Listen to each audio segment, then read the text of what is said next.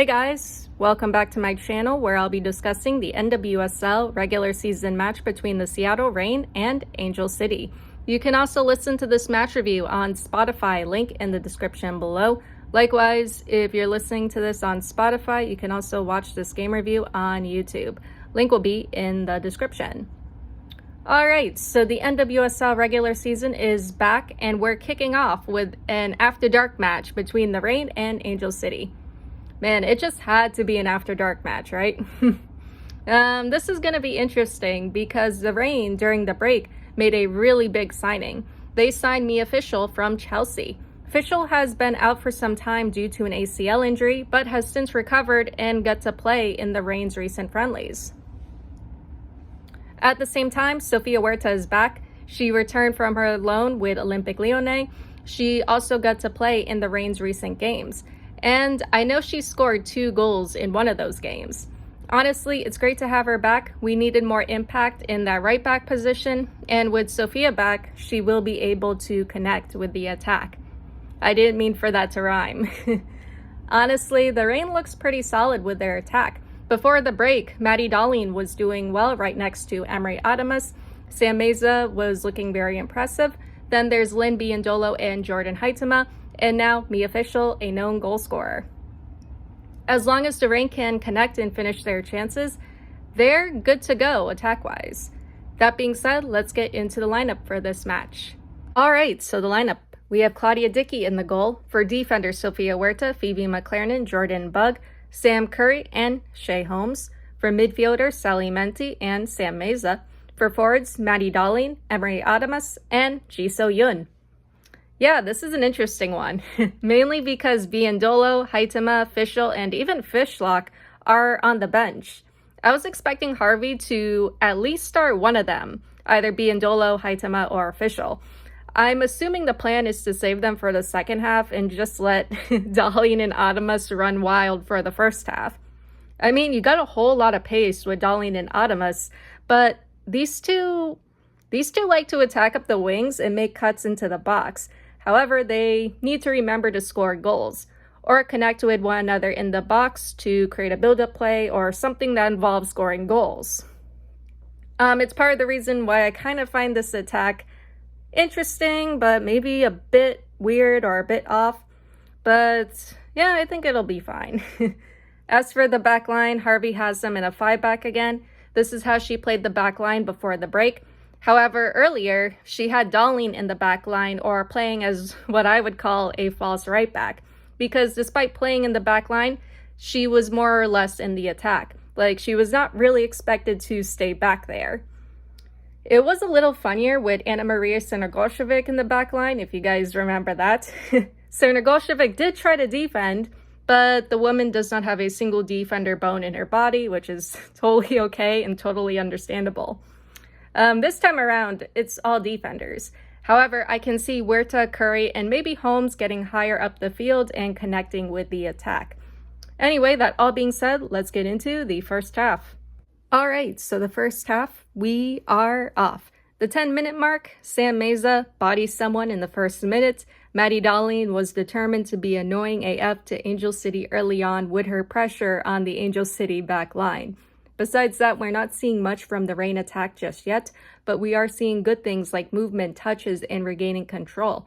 The Reign backline has been under fire in these first 10 minutes. Angel City made a couple attempts on goal outside the Reign box, as well as some crosses and services. For the most part, the Reign have been able to regain control and recover possession. I mean, they better, given that they're playing with a 5-back of seasoned defenders. Alright, so the 20-minute mark, the Reign are still on top of things defensively, cutting off through balls, defending against crosses and services, and for now, shutting down Svennis Jonstad here. Not the hardest thing to do, honestly. Alyssa Thompson could be a different story with her cuts and movement in the box. There was a dangerous moment for the Reign in the 16th minute where they failed to clear a corner kick, and Endo was able to collect and make an attempt. Dickey, though, saved it. As for the Reign attack, they're not quite connecting yet. G has had a couple of runs, but hasn't been able to create anything with Darlene and Adamas yet. So the 30-minute mark, the Reign's attack is starting to come alive more and more, but slowly. In the 25th minute, the Reign's build-up play would get broken up. They went centrally where it was crowded instead of over to Huerta, who was open on the wing. Huerta had an attempt in the 26th minute, and we saw more crosses and services from the Reign as well. That's not to say Angel City have backed off. They're still on the attack and are still putting the Reign backline under pressure. There was a moment in the 28th where Angel City countered after a Reign free kick, but Thompson fouled Meza by grabbing her. That was pretty funny. But yeah, we're seeing more back and forth now with the Reign having more possession. Yeah, that's a good thing. All right, so the 45th minute mark, Dickey is on top of things. In the 33rd minute, a through ball was played to Jonsdottir. Jonsdottir would make an attempt from out wide. Dickey got a touch on it and was able to keep it from going in. She saved it by the tip of her finger. She would get another save in the 42nd. The Reign are still getting forward, but they haven't been lethal in the attack all that much. In the 37th, Huerta played a ball in the box for Darlene, but Darlene would see her touch save. Despite creating chances and build-up plays here and there, they haven't had that many attempts, I'm noticing.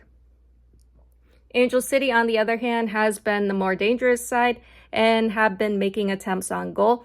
Dickey has been able to make saves, which is great, obviously. But yeah, we need to see a little more from the Reign attack. The half would end in the 45th minute with the Reign 0-0 with Angel City. Okay, so Seattle Reign 0-0 with Angel City, and my air conditioner just kicked on. Even though the Reign's attack hasn't had the best chances on goal, a bright side to this first half is a 5-back of seasoned defenders is definitely working so far. It kind of reminds me of Germany in the Women's Euro against France and Spain. It's great to see that strong Reign back line, but knowing Harvey, that's something her and the Reign prides themselves on. As for the Reign attack, it goes back to what I said earlier. We need to see more from them, more chances, crosses, services, and attempts, more build-up plays, as well as utilizing the wings more. There were a few moments where the Reign would try to attack centrally despite it being crowded, instead of playing it over to Huerta, who would be open. I think this is where Harvey should bring on Haitama, Biandolo, or Big Fish, or all three. That being said, let's get into the second half. All right, so the second half, we are off. The Reign kicks off the second half with a substitute. Fishlock is in for G. Surprising change, I thought G was doing pretty well, but maybe Harvey wanted something more or something different in the midfield. The Reign attack is a little more aggressive now. They are getting forward. We are seeing them apply more pressure to the Angel City back line. They are creating more chances as well. In the 49th, Darlene played a cross. It would go wide, but Huerta would get a good touch. It seemed like the ball was going to go in the goal, but the keeper saved it. Honestly, it was a really good and close chance for the Reign. So the 65-minute mark. Unlike the first 10 minutes of the second half, the Reign were on the defensive for the next 10. They're still doing well holding off Angel City's attack. That's to be expected with a 5-back. There was a moment in the 61st where Darlene would go down in the Angel City box. The foul wasn't called though. From the replay, I think she just slipped and was pissed off. There wasn't much behind it, and it would have been a weak call for a penalty. In the 63rd, Mondesir and Haitama would come on for Darlene and Adamas. Then in the 65th, the Reign would finally get on the scoreboard. Huerta would play a cross in for Fishlock. Fishlock's header would be punched away, but Fishlock would collect it again and score, making it 1-0 for the Reign. All right, so the 80-minute mark. The Reign are doing pretty well maintaining control and managing the game. They're holding off Angel City's attack and still getting forward. There's more confidence in the Reign attack, and we're seeing more crosses, services, and intensity. Big Fish, or Me Official, would come on for Sally Menti in the 80th minute. So the 90-minute mark, the Reign would net their second goal in the 85th minute. Huerta would send in a corner kick, and Fishlock would score off her heel, making it 2-0 for the Reign. However, from the replay, it's hard to say whether it's Fishlock's goal or Huerta's goal. After Huerta sent it in, the ball appeared to have bounced off the ground and gone into the goal. That's very hard for a keeper to save. But if that's the case, though, if it did bounce off the ground and go into the goal, it would be Huerta's goal. I guess it doesn't matter in the grand scheme of things as long as the Reign scores. Actually, I did go back and check it. The goal was given as an own goal off Alana Kennedy. I mean, Reign's still 2-0, so yay. There would be an additional 4 minutes of added time.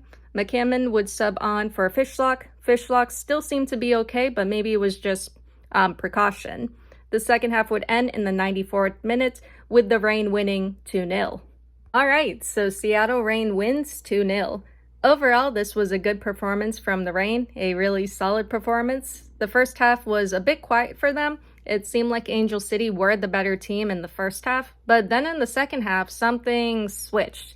The Reign upped their intensity and pressure. Fishlock was a big game changer, and it was great to see the Reign on the attack, but also defending really well.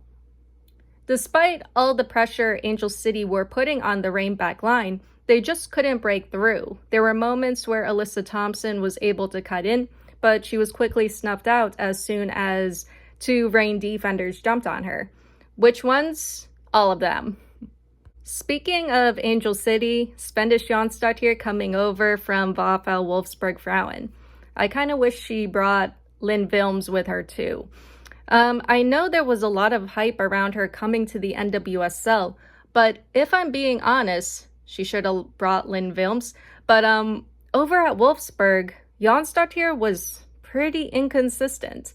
There were moments where she made a big impact in Wolfsburg's games, but it was more so when she was a substitute. If you're starting Jonstad here, she could do well in one game, but in the next one, she could get shut down, which was kind of the case here with against the Reign.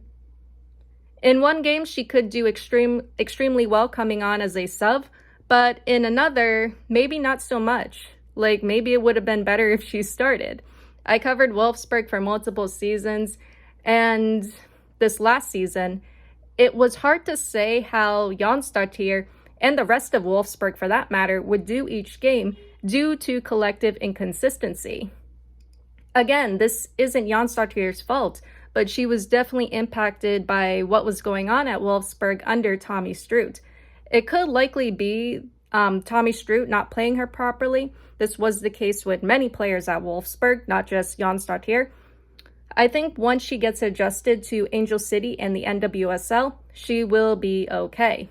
But Jonstad here, you need to figure out how to get away from defenders. That was a problem for her in the Frauen Bundesliga too. Anyway, that is all I have for you guys today or tonight, and I'll see you all in the next one. Later.